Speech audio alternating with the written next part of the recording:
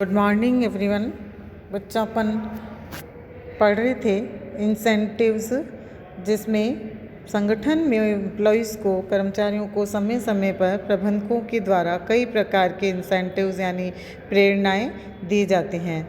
उन प्रेरणाओं के माध्यम से कर्मचारी अपनी निष्ठा से, अपनी लगन से काम के अंदर रुचि लेने लगते हैं और संगठन के लक्ष्यों को पूरा करने में सहयोग देते हैं।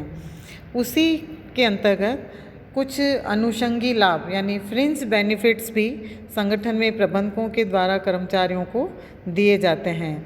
अनुषंगी लाभ जिसमें प्रत्यक्ष वेतन के अतिरिक्त और कई प्रकार के बेनिफिट्स उनको दिए जाते हैं, वो वित्तीय बेनिफिट्स होते हैं जिनको प्राप्त करते हुए कर्मचारी अपने वेतन के अतिरिक्त वो पैसा जो उन्हें मिलता है या जो इस प्रकार की मनी मिलती हैं वो उन्हें एक्स्ट्रा यानी अतिरिक्त फाइनेंस को प्राप्त करके वे सेटिस्फैक्शन का अनुभव करते हैं और वे अपने लक्ष्य के अंतर्गत या अपने कार्य के अंतर्गत और अधिक रुचि लेने लगते हैं। तो इस प्रकार से आज अपन अध्ययन करेंगे अनुषंगी लाभ क्या होता है, फ्रिंज बेनिफिट किसे कहते हैं।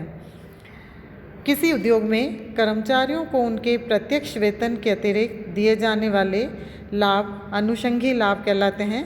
इन अनुषंगी लाभों में महंगाई भत्ता, ओवरटाइम भुगतान, वाहन भत्ता, शहर क्षतिपूर्ति भत्ता, वर्दी धुलाई व्यय, यात्रा भत्ता, रियायती दर पर खाद्य एवं कैंटीन सुविधाएं, कर्मचारियों की शैक्षणिक योजनाओं के लिए विशिष्ट वित्तीय सहायता, अशिक्षित कर्मचारियों को प्राथमिक शिक्षा हेतु विद्यालयों में अध्ययन करने के लिए मजदूरी सहित अवकाश आदि तथा कर्मचारी राज्य बीमा अधिनियम 1948 एवं श्रमजीवी क्षतिपूर्ति अधिनियम 1923 के अंतर्गत दिए जाने वाले लाभों को सम्मिलित किया जा सकता है।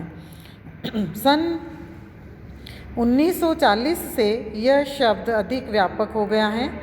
एक अध्ययन के अनुसार किसी फर्म की कुल श्रम लागत का 1/3 हिस्सा इन अनुषंगी लाभों की लागत होते हैं।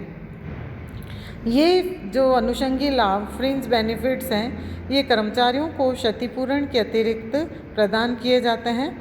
इन अनुषंगी लाभों में अनेक तरह की सुविधाएं जो कर्मचारियों को दी जाती हैं सम्मिलित की जाती हैं।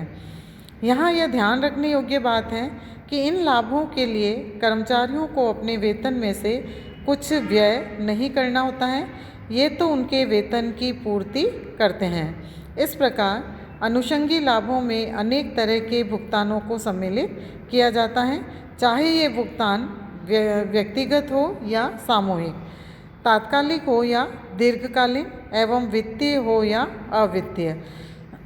अनुषंगी लाभों के संबंध में विभिन्न संगठनों एवं विद्वानों के निम्न विचार महत्वपूर्ण हैं।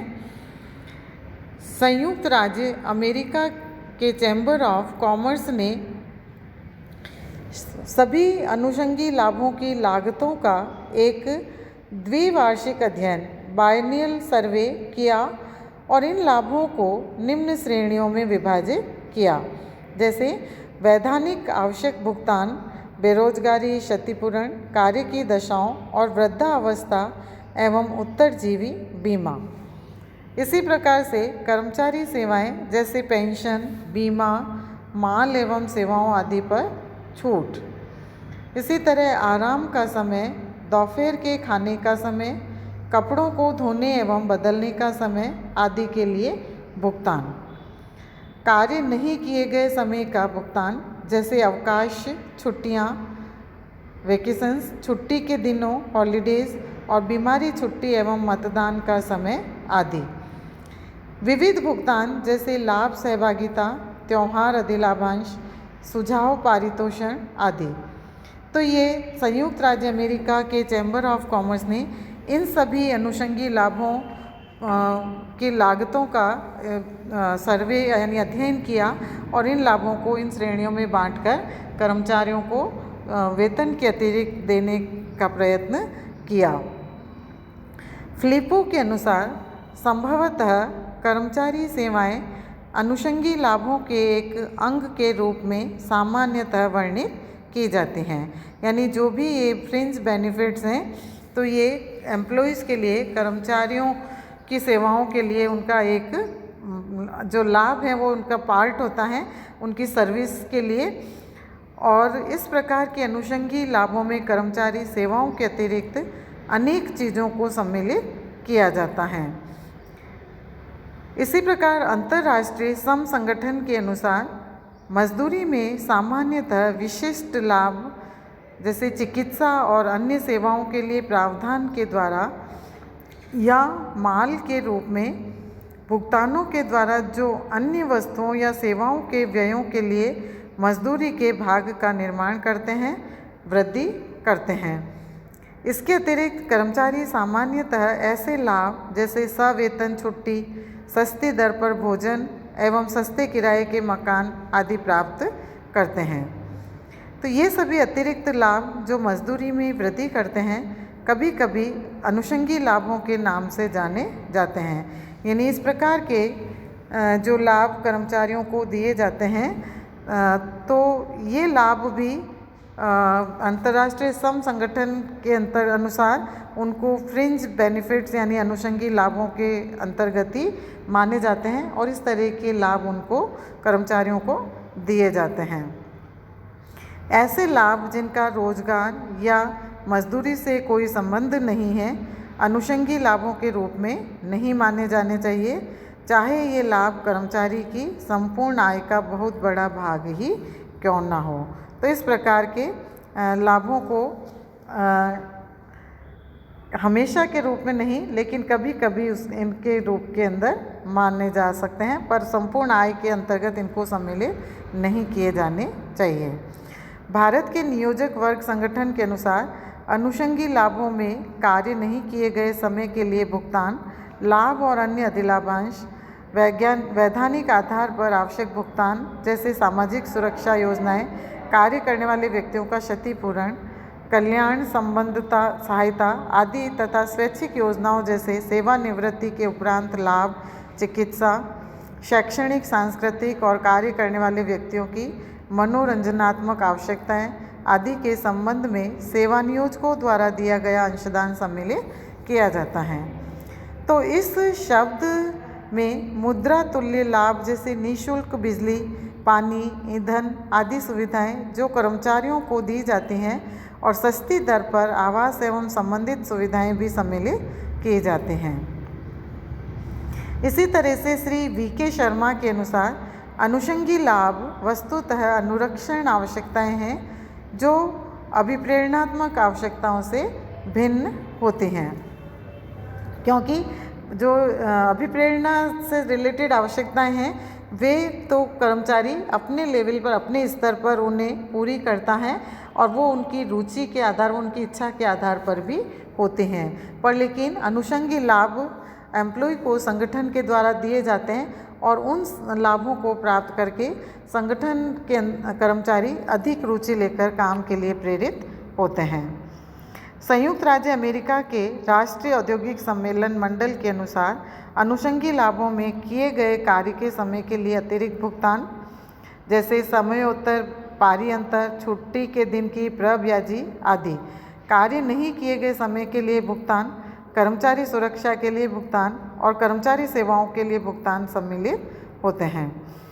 उपयुक्त हमने जो वर्णित परिभाषाएं देखी तो उनका अध्ययन करने के पश्चात हम ये कह सकते हैं कि अनुषंगी लाभों में अनेक भुगतानों, सेवाओं एवं कल्याणकारी योजनाओं को सम्मिलित किया जाता है जो कर्मचारियों को नियमित वेतन एवं प्रत्यक्ष वित्तीय प्रेरणाओं के अतिरिक्त प्राप्त होते हैं और जिनके लिए कर्मचारियों को कुछ भी व्यय नहीं करना पड़ता है। तो इस प्रकार के लाभों से कर्मचारियों की कार्यक्षमता, जीवन स्तर और मनोबल में वृद्धि होती है तथा औद्योगिक जगत में शांति की स्थापना होती है। अनुषंगी लाभों की आवश्यकता, नीड फॉर फ्रिंज बेनिफिट्स। अनेक कारणों से विगत कुछ वर्षों से अनुषंगी लाभों की अधिकाधिक इनको अपनाने की प्रवृत्ति को देखा जा रहा है। संक्षेप में इसकी आवश्यकता निम्न कारणों से अनुभव की जा सकती हैं। जैसे इसमें कर्मचारीगण वेतन मजदूरी की तुलना में अनुषंगी लाभों को अधिकाधिक अपनाने की प्रवृत्ति देखने को मिल रही है। तो इसमें कर्मचारी वेतन मजदूरी की तुलना में अनुषंगी लाभों की मांग अधिक करते हैं, क्योंकि इन लाभों के माध्यम से कर्मचारियों के कर भार पर विशेष प्रभाव नहीं पड़ता, क्योंकि उनका टैक्स इसके अंदर नहीं जोड़ा जाता है, टैक्सेबल इनकम इसको नहीं माना जाता है। विभिन्न श्रम संघ भी आपसी प्रतिस्पर्धा के कारण नित्य नए अनुषंगी लाभों की मांग कर एवं उसे अपने सदस्यों को दिलवाकर अपनी श्रेष्ठता स्थापित करने की प्रवृत्ति रखते हैं। इसी तरह से नियोक्ता भी आय वृद्धि के स्थान पर अनुषंगी लाभों को अपनाने में रुचि रखते हैं, क्योंकि यह कर्मचारियों के मनोबल वृद्धि की दृष्टि से अधिक प्रभावशाली माना जाता है। अनुषंगी लाभ समाज में व्याप्त अनेक अनिश्चितताओं के विरुद्ध एक निश्चित एवं सुरक्षित वातावरण प्रस्तुत करता है, और कर्मचारी जब आर्थिक सामाजिक एवं मनोवैज्ञानिक रूप से संतुष्ट होते हैं तो अच्छे मानवीय संबंधों की स्थापना भी सुगम हो जाती है। इस प्रकार संतुष्टि प्रदान की दृष्टि से भी अनुषंगी लाभों की मांग निरंतर बनी रहती हैं। तो ये इस तरह की सुरक्षात्मक दृष्टि से अनुषंगी लाभों की आवश्यकता होती है, और इससे कर्मचारी भी संतुष्ट होते हैं और संगठन के उद्देश्यों को भी सफलतापूर्वक प्राप्त किए जा सकते हैं।